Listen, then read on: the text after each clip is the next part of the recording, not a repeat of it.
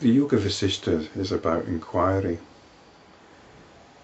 Inquiry is about looking into the nature of things, looking directly into the nature of things. We actually have the facility to do this, but this facility has been clouded.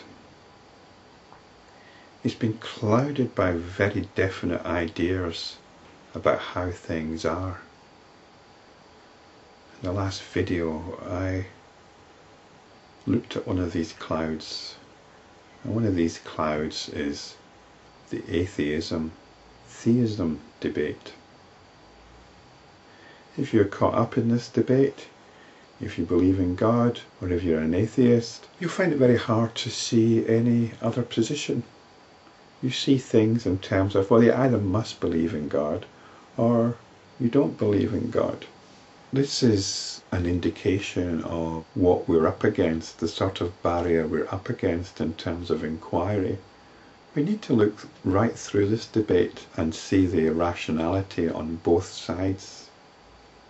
Both theism and atheism are irrational, although the atheists in particular might like to think that they're fighting on the side of rationality. And perhaps they are to a point, but it's to a very limited point. In either case, whether you're a theist or an atheist, you need to look very, very closely at your belief, because both points are about belief. And if you examine, if you pursue your position, if you look into it, look at the implications of it, the inherent contradictions of it, enquire into it, then it might take you to some understanding. The theist belief is inherently contradictory. To believe in God, unless it's a very limited kind of God, is inherently contradictory. But if your God is the omnipotent creator of the universe, then how can you say anything about it? How can you know anything about this God? How can you even know anything about the will of this God, or even if this God has a will? Anything you say about such a God is said with your limited mind, with your limited understanding. Are you really claiming to have knowledge, even second-hand knowledge, of the nature of God, of the will of God? And if you are claiming this, is this not incredibly arrogant of you? Is this not just a puffing up of your ego? So to believe in God is to actually limit God. And to limit God is surely what is meant by blasphemy. So to believe in God is to blaspheme God. Now you need to look into that. And if you look into it, then perhaps you might come to some greater understanding about the nature of belief in God. Last time I spoke about the inherent contradiction of the atheist. They seem to believe that they are intelligent and rational, and yet the universe is simply blind forces. How can awareness, rationality, sentience arise from blind forces? We don't even understand the nature of these blind forces. They're beyond our current intelligence. And yet we're quite happy to say that I am intelligent, and the world out there, which I don't understand and which gave rise to me, is inert. So if you're a theist, you cannot say that you're different in nature from the rest of the universe. If you're intelligent, then surely the universe which gave rise to you is more intelligent. And if the universe is essentially inert, then so are you. If the universe is essentially inert and insentient, well then so are you. How can you be different from the nature of the universe? Are you separate from the universe? Is there something wrong with my arguments here? All I'm pointing out here is the obstructions we face when we start looking into the nature of things, because we have inherent assumptions. If you're of a scientific disposition, or if you believe yourself to be scientific and rational, then look into the area of perception. How does perception work? The theory of perception makes an assumption. And the assumption is that there's something out there being perceived by somebody here. And when you look into perception, it doesn't actually work. There doesn't seem to be any proper scientific understanding of it.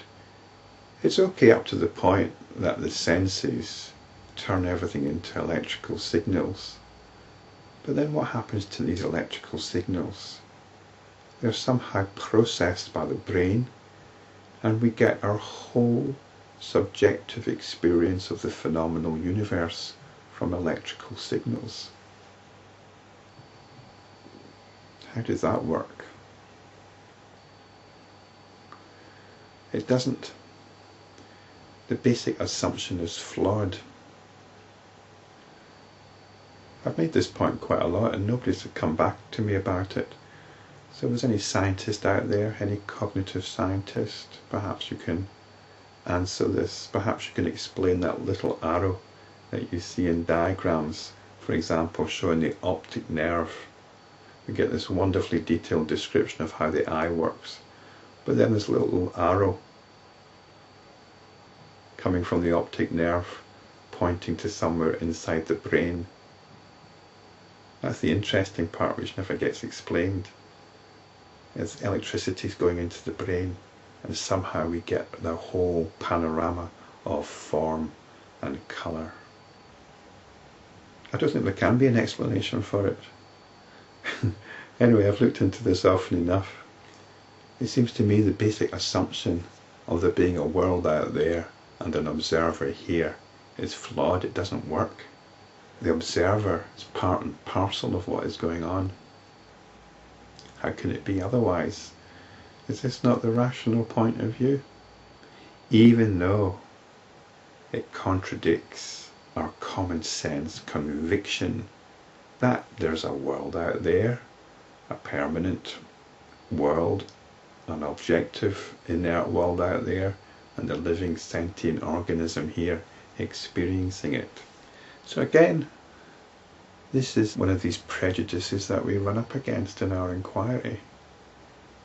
And we have to be very, very bold in accepting the consequences of the contradiction that these assumptions lead us to. We have to be very, very bold in our spirit of inquiry if we really want to find out what's going on. It's taken me a while to get round to beginning chapter 126. I felt that there's stuff that needs to be said in preparation for it, and I said it in the last two videos. It's about inquiry. It's about looking into the nature of things. We have the tools for doing this, but we have beliefs, we have convictions which get in the way. Beliefs and convictions that we're not even aware of.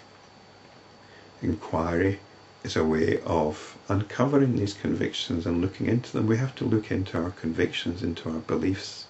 In the last video, I pointed out the absurdity of believing that there's a world out there, perceived by an observer here. This is a very strong conviction that we have. But we're well into Yoga Vasistha now, and we need to drop that conviction.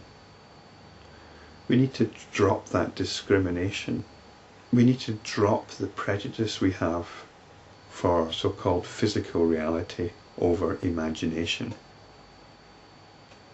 What's out there is real, what's in here is not real. That's a prejudice which we've got, and it's got its uses. If we're working in a scientific mode, then by and large we have to adopt that prejudice. But if we're really looking into things, there's no room for it. We have to dismiss it. We're moving into a different mode here. It is the spirit of inquiry, of scientific inquiry, not scientific belief.